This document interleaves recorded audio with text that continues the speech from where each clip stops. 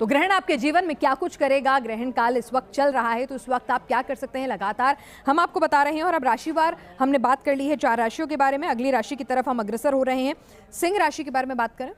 देखिए पिनाक जी, सिंह राशि से पहले मैं बताना चाहूँगा, आप ही के चैनल में हम प्रोग्राम चला रहे हैं कि कोरोना के चीज़ें कम होंगी और ये जो चंद्र ग्रहण जो अभी पड़ रहा है इसका हमने पॉजिटिव भी बता रहा हूँ दर्शकों को कि ग्रहण का पॉजिटिव भी होता है, क्योंकि 20 अप्रैल को सूर्य ग्रहण हुआ था जो भारत में दृश्य नहीं था लेकिन खगोलीय घटना थी। अब जो ये उपछाया चंद्र ग्रहण है इसका पॉजिटिव प्रभाव क्या है, WHO ने अभी अभी रिपोर्ट क्या है कि वैश्विक महामारी अब कोरोना नहीं है, यानी कि इसका मतलब ये हो गया कि कहीं ना कहीं कोरोना में अब हमें निजात मिल गया है, तो पॉजिटिव प्रभाव भी होता है। अब बात कर लेते हैं कन्या राशि की। तो कन्या राशि के लिए देखा जाए तो ये विपरीत राजयोग जो बन रहा है, हालांकि अभी बुध राहु के साथ में है, सूर्य भी अभी बहुत अच्छी स्थिति में नहीं है, तो कहीं ना कहीं देखा जाए तो आपको 15 तारीख के बाद यानी 15 मई के बाद जैसे सूर्य का राशि परिवर्तन होगा वैसे ही आपको नई नौकरी के ऑफर मिल सकते हैं या बड़ा धन लाभ आपको मिल सकता है, कोई बड़ी डील आपकी हो सकती है। आपको मेहनत करनी होगी, अपने बॉस को, अपने सीनियर को प्रसन्न करना होगा, अपना जो सोच है वो समझानी होगी, कुछ ना कुछ आपको पद या ऑफिस के अंदर कोई सुख सुविधाएं मिल सकती है। मतलब आपके लिए पॉजिटिव है, लेकिन 15 मई के बाद जब सूर्य राशि परिवर्तन करेंगे तब। चलिए, तो 15 मई तक का इंतजार करें। कन्या राशि के लिए तो बहुत ही अच्छी खबर लेकर आए हैं, प्रमोशन मिलेगी, बस आपको अपने बॉसेस के सामने अपने काम को अच्छे से बताना है और ध्यान रखना है। अगली राशि की बात करते हैं, तुला राशि। तो तुला राशि के जातकों के लिए ये कैसा रहने वाला है ग्रहण? देखिए, तुला इस बार जो ग्रहण पड़ा है, चंद्र ग्रहण, ये तुला राशि पे ही पड़ा है। अच्छा, मतलब 8:44 में जब शुरू हुआ था तो उस समय स्वाति नक्षत्र था, और जब 1:01 पर समापन होगा ग्रहण का उस समय विशाखा नक्षत्र रहेगा। मतलब मुख्य रूप से ये तुला राशि ही प्रभावित होगा। तुला राशि वालों को 15 दिन स्वास्थ्य का ध्यान रखना चाहिए, और स्वास्थ्य का ध्यान रखना चाहिए, दाम्पत्य जीवन को भी संभाल करके रखना चाहिए 15 दिन तक, और इनको चावल का दान करना चाहिए और शिव तांडव स्तोत्र का पाठ करना चाहिए। जी, दान जो होता है क्या वो किसी खास अवधि में किया जा सकता है? जैसे ग्रहण अब रात को 1 बजे खत्म हो रहा है, उस वक्त आप नहीं कर सकते, तो क्या अगले दिन सुबह उठ के कर सकते हैं? अगर हाँ, मतलब जब ग्रहण समाप्त होता है, जब ग्रहण लगा हुआ रहता है उसी समय ना हमको निकाल के रख देना होता है। जैसे या तो हम पैसा निकाल के रख दें, या अगर हम चावल नहीं ला पाते हैं तो कुछ पैसे हम निकाल के रख दें चावल के लिए सोच करके, और जब ग्रहण की समाप्ति होती है तो उस समय स्नान करना चाहिए, और स्नान करने के बाद दान कभी भी दे सकते हैं, दूसरे दिन दे सकते हैं। ठीक है, यानी अगर आपने अभी तक अपने दान पुण्य का कोई सामान नहीं खरीदा है, आप अभी हमारा कार्यक्रम देख रहे हैं, तो आप अपने मन में संकल्प लेकर कि ठीक है मैं इतने रुपए का दान करूंगी कल सुबह या करूंगा, वो मंदिर में रख दें, और उसके बाद जब ग्रहण खत्म हो स्नान करके पूजन करके उस दान को आप दे सकते हैं। तो कोई घबराने की बात नहीं अगर आपने दान के लिए सामान अलग नहीं किया है। चलिए प्रियंका, आगे बढ़ते हैं। तुला राशि के लिए जी तो बताया है कि उसी राशि पर पड़ रहा है, क्या कुछ सावधानियां बरतनी है, क्या कुछ ध्यान रखना है। अगली राशि की बात करें तो क्या कुछ असर ये ग्रहण लेकर आ रहा है? जी, आगे बात करते हैं वृष राशि वालों के लिए। वृष राशि वालों के लिए यहाँ पर जो ग्रहण है वो मिला जुला प्रभाव लेकर आने वाला है। आपको कहीं ना कहीं फैमिली सपोर्ट जो इतने टाइम से नहीं मिल रहा था, थोड़ा सा भी और परेशानियों का आपको सामना करना पड़ेगा। अगर आपको लगता है कि कोई आपको नहीं समझ रहा, आपके कार्य सिद्ध नहीं हो रहे, आपका काम नहीं बन रहे हैं, तो आपको कम से कम 30 दिन रोज शिव जी के मंदिर जाना है, उनको दूध से कच्चा स्नान करा के आपको काले तिल जो है उनको अर्पित करने हैं। ऐसे करने से आपकी आर्थिक तंगी तो ठीक होगी, साथ ही जी आपकी आर्थिक तंगी तो ठीक होगी, साथ ही में आपके जो कार्यों में रुकावटें आ रही हैं वो भी भगवान शिव के आशीर्वाद से जो है दूर हो जाएंगी। चलिए, तो ये तमाम उपाय आपको करने हैं। वृश्चिक राशि यानी स्कॉर्पियंस की हम बात कर रहे हैं। आगे बढ़ते हैं, अरविंद जी के पास चलते हैं। धनु राशि के जातकों के लिए अरविंद जी, ये ग्रहण क्या कुछ लेकर आ रहा है और क्या उपाय वो इस ग्रहण काल के दौरान कर सकते हैं? जी जी जी, देखिए पिनाक, जो धनु लग्न के जातक हैं उनके लिए यह ग्रहण काफ़ी लाभदायक होगा। एक तो आपका कुंभ राशि का शनि स्वगृही का होकर के आपके भ्रातृभाव में बैठा है, ऐसे लोग बड़े अपरिमित मेहनत करेंगे, वो अपरिमित ऊर्जा के धनी होते हैं और अपने मेहनत से काफ़ी धन अर्जित करेंगे, जो भी एफर्ट करेंगे उनको बड़ी सफलता मिलेगी।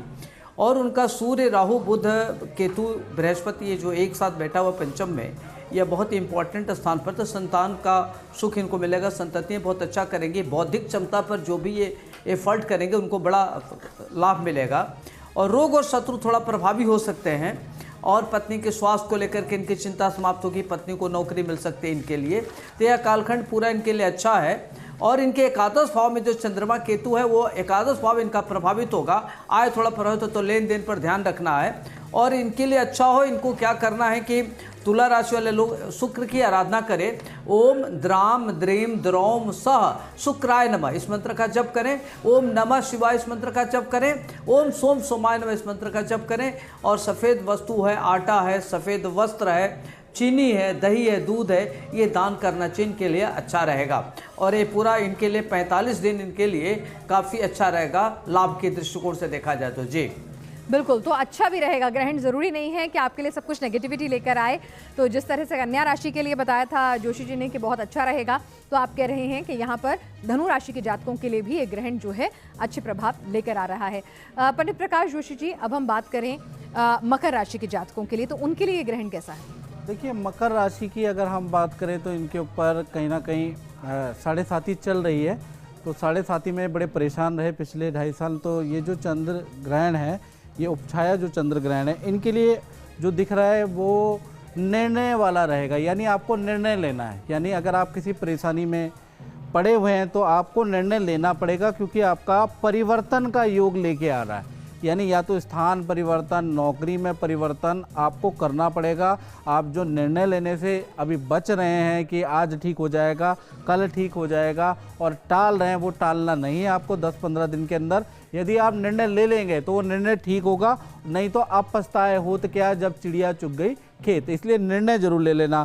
साथ ही साथ आपका ऑफिस के अंदर कद भी बढ़ सकता है, पद भी बढ़ सकता है, साथ ही साथ आपकी पावर भी बढ़ सकती है, लेकिन निर्णय तो आपको लेना ही पड़ेगा। जी बिल्कुल, जब तक आपने फैसले नहीं लिए तब तक फैसलों के अच्छे या बुरे नतीजे कैसे आएंगे। तो निर्णय ज़रूर लेना है, लेकिन सोच समझ कर लेना है, और उसी के मुताबिक आपके नतीजे भी आएंगे। हम बात करेंगे कुंभ और मीन राशि के जातकों की भी, लेकिन उससे पहले हमारे साथ इस वक्त जुड़ चुके हैं डॉक्टर अरविंद परांजपे, निदेशक हैं नेहरू तारा मंडल मुंबई से। डॉक्टर परांजपे, हम धर्म के लिहाज से, ज्योतिष के लिहाज से तो इस ग्रहण को समझ ही रहे हैं, लेकिन विज्ञान के लिहाज से, खगोलीय घटना के लिहाज से निश्चित तौर पर आपके मत अलग होंगे, लेकिन कितना खास है और क्या कुछ देखने को मिलेगा जिन जिन मुल्कों में ग्रहण देखा जा रहा है? वैसे तो मैं भी सुन रहा था जो चर्चा आपकी हो रही थी, तो मैं तो इतना ही कहना चाहूँगा कि मैंने आज तक बहुत सारे ग्रहण देखे हैं, और यदि आप लोगों ने गौर से सुना होगा तो जो भी हर एक राशि के लिए कहा गया वो सभी राशियों के लिए उतना ही लागू पड़ता है। आप यदि आपने ध्यान से सुना होगा तो विज्ञान के तौर से देखा जाए तो ये एक पेनम्ब्रल इक्लिप्स है कि जहाँ पे चंद्रमा जो है वो पृथ्वी की जो एक दूसरी छाया पर जिसको हम छायाकल्प कहते हैं, तो उस छाया में से पृथ्वी की छाया में से चंद्रमा जाने वाला है। तो ये पूर्ण ग्रहण तो है ही नहीं बिल्कुल भी। और एक आपको मैं ये बात बता दूं कि जिसको देखना होगा ये ग्रहण, तो अभी जो हमने देखा कि जो मैक्सिमम इक्लिप्स जो है वो 10 बजे के आसपास है, तो अब से लेकर के अगले घंटे 1.5 घंटे तक तो आपको पता ही नहीं चलेगा कि चंद्रमा पे पृथ्वी की छाया भी पड़ी हुई थी, क्योंकि जो धुंधली वाली छाया है, अब जिसे हम पेनम्ब्रा कहते हैं, तो पेनम्ब्रा में से चंद्रमा जाएगा तो वो आपको पता भी नहीं लगेगा। और जो ग्रहणों का प्रभाव देखते हैं तो ये तो बिल्कुल ही जैसे लुका छुपी का खेल है। छाया एक खगोलीय पदार्थ जो है दूसरे खगोलीय पदार्थ की छाया में जा रहा है। इसके अलावा इस ग्रहण का कोई भी मतलब महत्व नहीं है। खगोलीय विज्ञान की दृष्टि से सिर्फ इतना ही महत्व है कि कुछ लोग इसको देखें, इसके पीछे का विज्ञान समझें और उसका आनंद उठाएं। इसके अलावा इसका कोई भी महत्व नहीं है। बिल्कुल, और हिंदुस्तान की सबसे खूबसूरती और ख़ास बात यह है कि एक तरफ हम चांद पर, मंगल ग्रह पर हम वहाँ पर अपने यान भेजते हैं, साथ ही साथ हम अपने ईष्ट के भी ये जो तमाम उपाय हैं उनको भी मानते हैं। छोटे छोटे टोटके होते हैं, सबके बिलीव्स होते हैं, वो भी मानते हैं। तो ये हिंदुस्तान की खूबसूरती है। वही खूबसूरती मैं शो के जरिए भी ला रही हूँ कि doctor Arvind Paranjape scientific reason बता रहे हैं, तो हमारे साथ पूरा हमारा जी जी हाँ, अब मैं आपको एक कहना चाहता हूँ, शायद याद दिलाना चाहता हूँ आप लोगों को कि जब हमारे पूर्व राष्ट्रपति अब्दुल कलाम जी थे, तो जब उनको प्रमोद महाजन जी ने पूछा था कि आप किस दिन राष्ट्रपति भवन में प्रवेश करना चाहेंगे, तो उन्होंने एक बहुत खूबसूरत बात कही थी, और वो ये थी कि जब तक पृथ्वी अपनी दूरी पे घूम रही है और सूरज के चक्कर लगा रही है तो हर दिन शुभ है, हर समय शुभ है। तो इसी से लोग जान जाएं कि हम क्या कहना चाहते हैं। बिल्कुल ठीक है। जी जी, और हमारे साथ हमारा पैनल भी है। ठीक है, हिंदुस्तान कहते हैं ना विविधताओं का देश है, यहाँ पर हर कोस्ट पे बोली बदल जाती है, तो ऐसे में जी जी जी डॉक्टर त्रिपाठी। पिनाक जी, मैं डॉक्टर अरविंद प्रांस की बातों से सहमत नहीं हूँ। ठीक है, इन्होंने बात कहा कि एपीजे कलाम ने कहा कि हर दिन शुभ होता है, लेकिन अगर हर दिन शुभ होता तो अशुभ घटनाएं क्यों घटती और व्यक्ति शुभ मुहूर्त क्यों तलाशता। हर व्यक्ति अगर कोई भी व्यापार करता है, नया कार्य करता है, तो शुभ तिथियां ढूंढता है, शुभ मुहूर्त ढूंढता है और ये ढूंढता है कि कब किस नक्षत्र में करें। तो नक्षत्रों का बड़ा महत्व है। और एक बात आपको बता दूं कि जो साल में 3, इसको बहुत साइंटिफिक तरीके से समझने की ज़रूरत है। जो ये कुंडली बनी हुई है 0 से 30 डिग्री पर है, 360 डिग्री पर पूरी कुंडली बनी हुई है और 0 से 30 डिग्री का होता है जब जब चंद्रमा राहु के साथ या केतु के साथ या नीच का होकर के आता है, तो महीने में उस दिन व्यक्ति का समय खराब होता है। तो हर व्यक्ति का एक महीने में 8 दिन लगभग खराब होता है। तो 12 8 96 लगभग उसको राउंड फिगर लीजिए तो 100 दिन मानते हैं। तो हम इनकी बात से एकदम सहमत नहीं है ज्योतिषी दृष्टिकोण से, क्योंकि 365 दिन में 100 दिन ही व्यक्ति का खराब होता है, बकिया 265 दिन अच्छा होता है। तो शुभ और अशुभ निश्चित रूप से होता है। और व्यक्ति क्या होता है कि जब आकर के आप बैठते हैं तो आप ज्योतिष की सारी नक्षत्रों को मानते हैं, तिथियों को मानते हैं, सारे कार्यक्रम को मानते हैं और यहाँ आकर के सीधे कहते हैं कि ये सब नहीं होता।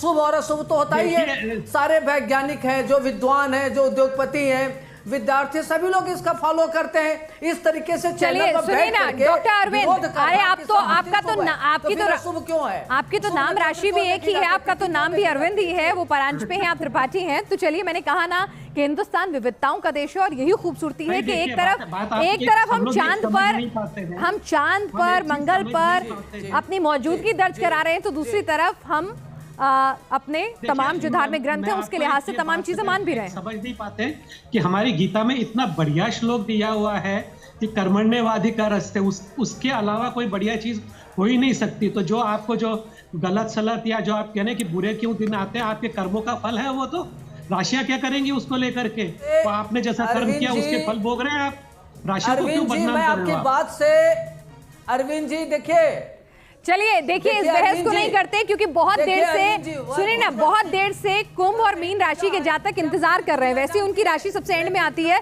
सबसे लंबा इंतजार उन्हें करना पड़ता है। तो कुंभ राशि के जातकों के लिए कैसा रहेगा बृजभूषण मिश्र जी ये वक्त? देखिए, कुंभ राशि के नवम भाव पे ये ग्रहण पड़ेगा। नवम भाव जो होता है वो भाग्य भाव होता है, तो भाग्य में बाधाएं आ सकती है 15 दिन के लिए। और चूँकि पराक्रम भाव के ठीक सामने है, तो ऐसे में कॉन्फिडेंस की भी कमी हो सकती है, भाई से भी मतभेद हो सकता है, चूँकि थर्ड हाउस भी प्रभावित होगा, भाई से भी मतभेद हो सकता है। तो 15 दिन तक रिश्तों को संभाल करके रखना चाहिए और कोई बड़े निर्णय को इस समय नहीं लेना चाहिए, क्योंकि कुंभ राशि वालों को शनि की मध्य 7.5 भी चल रही है और दूसरा ग्रहण नवम भाव पे पड़ रहा है। तो ये 15 दिन से 1 महीने तक बड़े निर्णय को टालना चाहिए और इनको सिद्ध कुंजिका स्तोत्र का पाठ करना चाहिए इस समय और चावल का दान करना चाहिए। चलिए, और मीन राशि के जातकों के लिए ये कैसा रहेगा ग्रहण? प्रियंका, आपसे जानना चाहूँगी। देखिए, मीन राशि वालों के लिए ग्रहण जो है, फिर से मैं बोलूँगी कि मिक्स रिजल्ट इनको मिलने वाले हैं। यहाँ पर आप थोड़ा सा इमोशनल ज़्यादा फील करेंगे, अपने डिसीजंस मेकिंग में आप थोड़ा सा वीक पड़ सकते हैं। अगर आप चाहते हैं कि आपकी लाइफ बिल्कुल ट्रैक पे चले, आप चाहते हैं कि आपकी पॉजिटिविटी बनी रहे, तो आपको क्या करना है, बहुत सारे लोग कोशिश करिएगा कि अपने माता के सुबह जब आप उठते तो चरण ज़रूर स्पर्श करें, क्योंकि कहते हैं चंद्रमा माँ है, तो माँ के अगर आप चरण स्पर्श करते हैं तो उनको आपकी जो ब्लेसिंग्स आपको मिलेंगी अपनी माँ से, वो बहुत ही आपके कार्यों को ठीक करेगी। क्योंकि इमोशनल बैलेंस यहाँ पर बहुत ज़्यादा इंपॉर्टेंट हो जाता है। मीन राशि जल तत्व राशि है आपकी। इमोशन बेस्ड डिसीजन इस समय मैं बोलूँगी कुछ 1 महीने अपने डिसीजंस को डिले कर दीजिए। इमोशनल बेस्ड डिसीजन बिल्कुल भी ना लीजिए और बहुत ही सहजता के साथ, बहुत ही सोच समझ के अपने कार्यों को जो है वो करिए।